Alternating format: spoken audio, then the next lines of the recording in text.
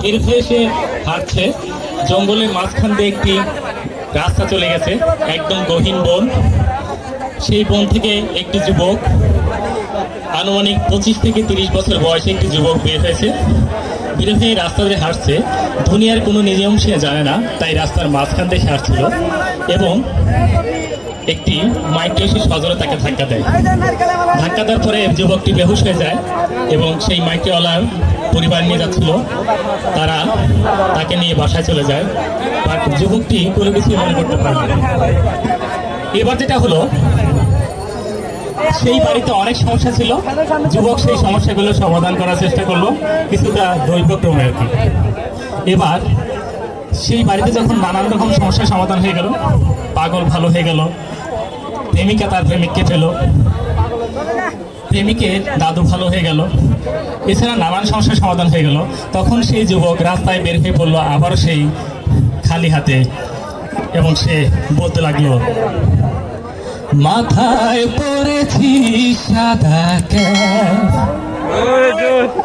হাতে আছে অচেনা এক শহরের ম্যাপ। মাথায় পড়েছি সাদা ক্যাপ, হাতে আছে অচেনা এক শহরের ম্যাপ।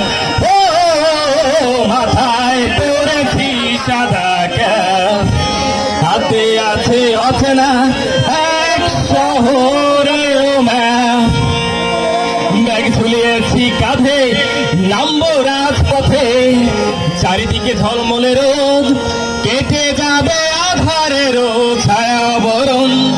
চারিদিকে কি আনন্দ, অতি তুচ্ছ পতঙ্গের অপূর্ব জীবন। হয়তো শিশির কণারও আছে, শুধু তার একান্ত একা আনন্দের ক্ষণ। ও মাথায় পড়েছি সাদা ক্যাপ, হাতে আছে অচেনা এক শহরের ম্যাপ। আমি বলি, এই যে ব্রাদার হ্যালো, আমি কে এইটুকু আমাকে শুধু বলো। কোত্থেকে এসেছি, আমার ঠিকানাটা কি, এই জীবনে কি দেখেছি কি দেখিনি। দেখেছি মায়াময় দুই দুয়ারি ঘর, সেইখানে বাস করে অশ্রু কারিগর, তাকে ঘিরে গলমাল করে নীলমণি দুঃখ সাগর।